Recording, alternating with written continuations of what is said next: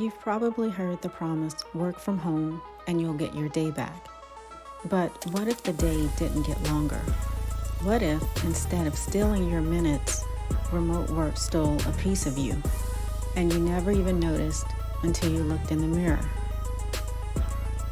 In the first weeks of working from home, the calendar stays the same, yet something shifts, invisible as a breath, and it's not the minutes we save.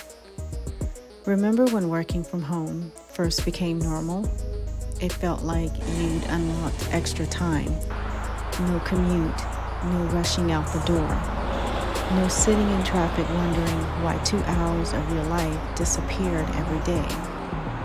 It almost felt like life had quietly given you a refund. But after a while, something strange happened. The hours came back. Not because anyone took them, because they slowly filled with things you couldn't quite point to.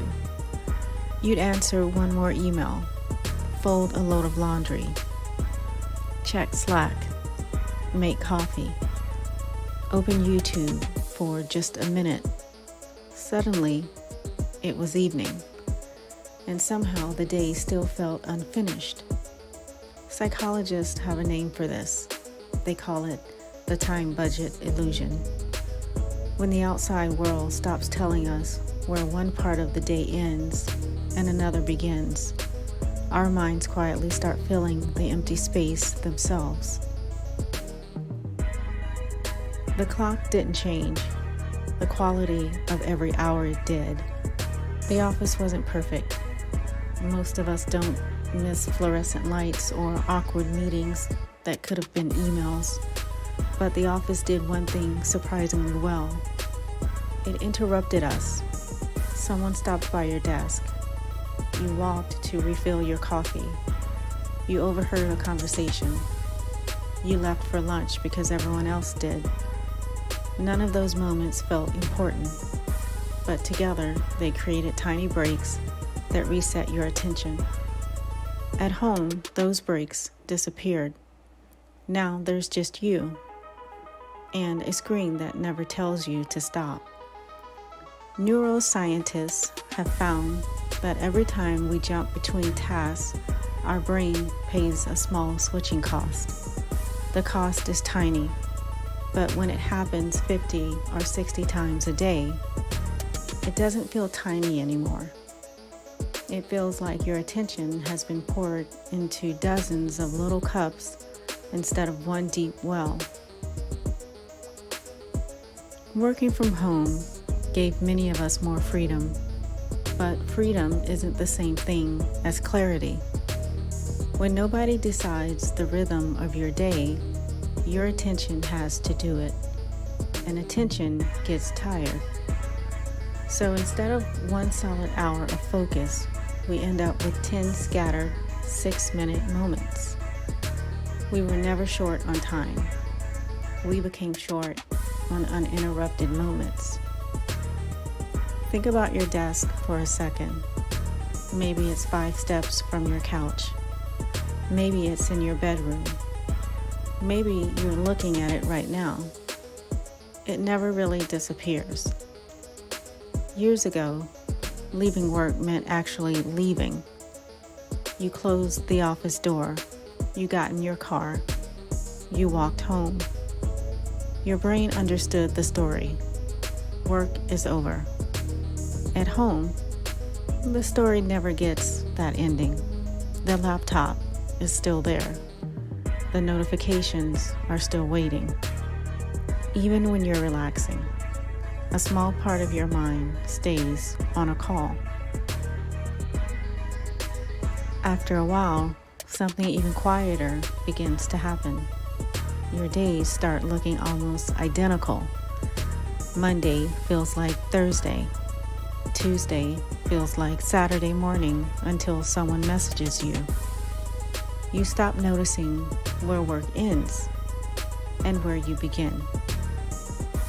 That's when the tiredness changes. It isn't just physical anymore.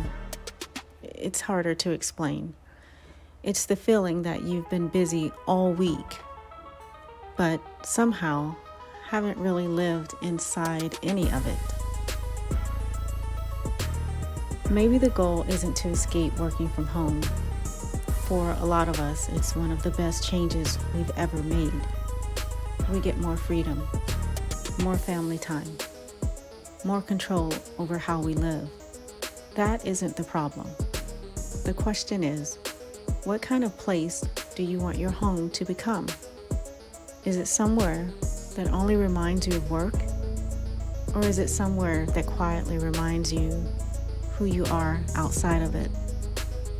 Something as simple as changing the lighting when work ends, putting the laptop away, taking a short walk before dinner, or making coffee somewhere that isn't your desk.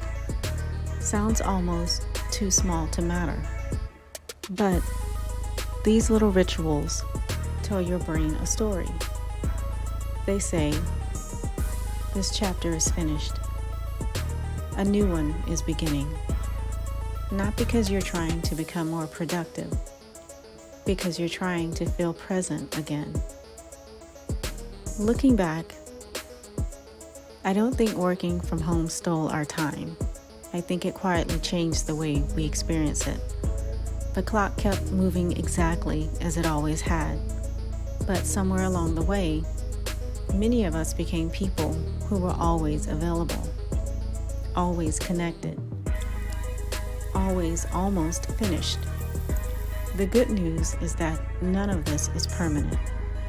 Once you notice these invisible shifts, they stop running your life in the background. You start making choices again. Maybe that's what getting your time back really means.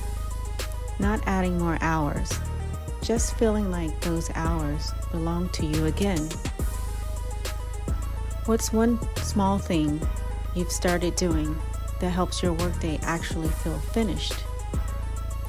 It doesn't have to be some perfect routine. Sometimes it's something surprisingly ordinary. Maybe your idea helps someone else who's been feeling the same way without knowing why. I'll see you in the next one.